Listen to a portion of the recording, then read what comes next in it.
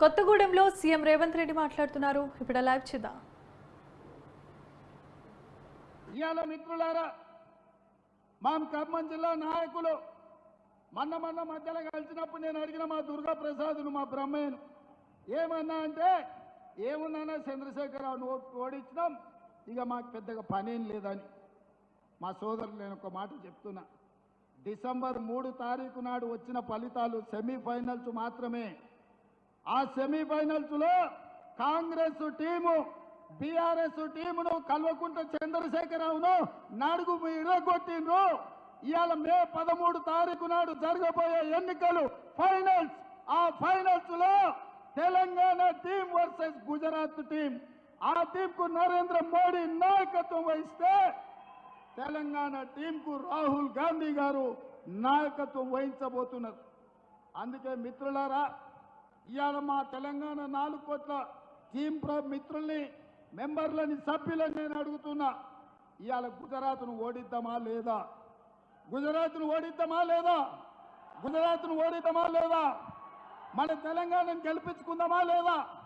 ఫైనల్స్లో మనం గెలిచి ఛాంపియన్షిప్ మనం గుంజుకుందామా లేదా? మరి ఫైనల్స్లో మనం గెలవాలి అంటే ఖమ్మం జిల్లాలో, ఖమ్మం పార్లమెంట్లో రఘురామరెడ్డి గెలవాలి. మహబూబాబాద్ పార్లమెంటులో మిత్రుడు మాజీ మంత్రివర్యులు బలరాం నాయక్ గెలవాలి.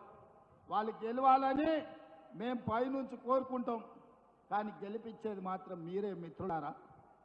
మీ రక్తాన్ని చెమటగా మార్చి, చెమటను దారపోసి, భుజాలు కాయలు కాసేలాగా 3 రంగుల జెండాను మోసి రేపు ఎన్నికల్లో లక్షలాది మెజార్టీతోని కాంగ్రెస్ పార్టీ గెలవాలి అంటే మళ్ళీ మీరే కథన రంగంలో దిగాలి, మీరే కార్యోన్ముఖులై ముందుకు నడవాలి. అప్పుడే మహబూబాబాద్లో బలరాం నాయక్, ఖమ్మం పార్లమెంటులో రఘురామరెడ్డి గారు లక్షలాది మెజార్టీతో గెలుస్తారని చెప్పి నేను ఈ సందర్భంగా తెలియజేస్తున్న మిత్రులారా. ఇవాళ చంద్రశేఖరరావు అంటున్నాడు కాంగ్రెస్ దిగిపోవాలని. నేను అంటున్న చంద్రశేఖరరావు, నీ మెదడేమన్నా దొబ్బిందా అని. ఎందుకంటే 10 ఏళ్ళు ఈ దేశాన్ని పట్టి పీడించిండు నరేంద్ర మోడీ. 10 ఏళ్ళు ఈ రాష్ట్రాన్ని దోసుకున్నావు నువ్వు. ఈ దేశాన్ని పట్టి పీడించి ఆనాడు సోనియమ్మ తెలంగాణ రాష్ట్రంతో పాటు మీ ఖమ్మం జిల్లాలో బయ్యారంలో ఉక్కు కర్మాగారం ఇచ్చింది, వరంగల్ జిల్లాలో రైల్వే కోచ్ ఫ్యాక్టరీ ఇచ్చింది, రంగారెడ్డి జిల్లాలో ఐటీఐఆర్ కారిడార్ ఇచ్చింది, ఆదిలాబాద్ జిల్లాకు గిరిజన యూనివర్సిటీ ఇచ్చింది, నల్గొండ జిల్లాకు ఐఐటి ఇచ్చింది, మెదక్ జిల్లాకు ఐఐఎం ఇచ్చింది, మహబూబ్ నగర్ జిల్లాకు పాలమూరు రంగారెడ్డి ఎత్తిపోతల ప్రాజెక్టును ఇచ్చింది. వీటన్నిటిని కూడా పడావు పెట్టి పండబెట్టి తెలంగాణకు అన్యాయం చేసింది, తెలంగాణకు ద్రోహం చేసింది భారతీయ జనతా పార్టీ. మరి అట్లాంటి భారతీయ జనతా పార్టీ ఇవాళ ఎన్నికల్లో ఓట్లు అడుగుతున్నది. ఇదే కాదు, మన పార్లమెంటు బడ్జెట్ సమావేశాల సందర్భంగా నరేంద్ర మోడీ గారు తెలంగాణను అవమానించిండు. తెలంగాణ రాష్ట్ర ఏర్పాటు ప్రక్రియ తలుపులు మూసి కాంగ్రెస్ చేసింది. సోనియమ్మ తల్లిని చంపి బిడ్డను బతికించింది, తెలంగాణ రాష్ట్రం ఇచ్చిందని. నేను బీజేపీ నాయకులను అడుగుతున్నా, మీకేమైనా సిగ్గుందా మళ్ళీ మా తెలంగాణకు వచ్చి సీట్లు అడగడానికి, ఓట్లు అడగడానికి? తెలంగాణ ఏమి ఇవ్వకపోను ఇవాళ తెలంగాణను అవమానించుకుంటూ మాట్లాడింది. అందుకే మిత్రులారా, ఇవాళ ఈడొకటి ఉన్నది, రగన్నాథ్ తీసుకో, అది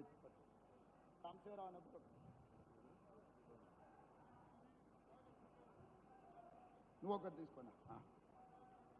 మిత్రులారా, ఇవాళ ఇక్కడ చూడండి, మనం బయ్యారం ఉక్కు కర్మాగారం అడిగితే బీజేపీ మనకు గాడిద గుడ్డు ఇచ్చింది. మనం రైల్వే కోచ్ ఫ్యాక్టరీ వరంగల్కి అడిగితే బీజేపీ గాడిద గుడ్డు ఇచ్చింది. మనం ఐటీఐఆర్ కారిడార్ అడిగితే ఇవాళ బీజేపీ గాడిద గుడ్డు ఇచ్చింది. ఇవాళ IIIT గిరిజన యూనివర్సిటీ అడిగితే తెలంగాణకు గాడిద గుడ్డు ఇచ్చింది బీజేపీ. మరి నేను అడుగుతున్న మిత్రులారా, ఇవాళ తెలంగాణకు గాడిద గుడ్డు ఇచ్చిన బీజేపీకి మనం ఓటేద్దామా, కర్రు కాల్చి వాత పెడదామా? మీరు ఒక్కసారి చెప్పండి అని చెప్పి నేను అడుగుతున్నా. అదేవిధంగా ఇవాళ రైతు రుణమాఫీ గురించి, రైతు బంధు గురించి చంద్రశేఖరరావు మాట్లాడుతుండు. మరి చంద్రశేఖరరావు మతుండు మాట్లాడుతుండో మందేసి మాట్లాడుతుండో నాకైతే అర్థం కాలే. వేసినాక దిగినాక మాట్లాడుతుండో వేసే ముందు మాట్లాడుతుండో రైతు బంధు పథకం వేస్తలేరని.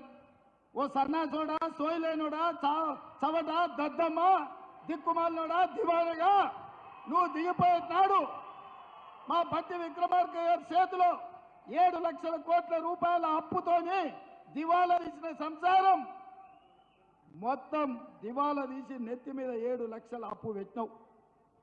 ఆయన గట్టోడు కాబట్టి బట్టి ఎట్లో గట్ల తట్టుకొని ప్రతి నెల 1వ తారీఖు నాడు జీతాలు ఇస్తున్నాడు, పెన్షన్లు ఇస్తున్నాడు.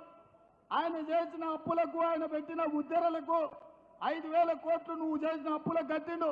27,000 కోట్ల రూపాయలు బ్యాంకులకు చెల్లించిండు.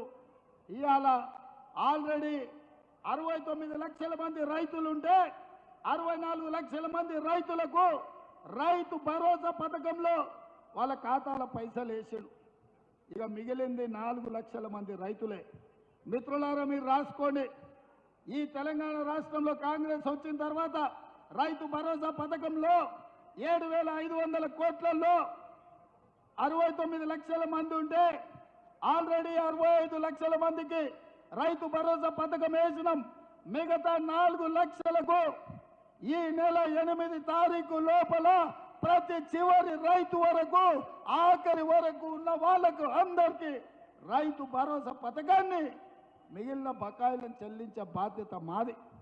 ఒక పక్కన జీతాలు ఇచ్చుకుంటూ అంగన్వాడీ వర్కర్లు, ఆశా వర్కర్లు, బడులలో మధ్యాహ్నం భోజనం వండే వర్కర్స్ నుంచి ప్రతి వాళ్లకు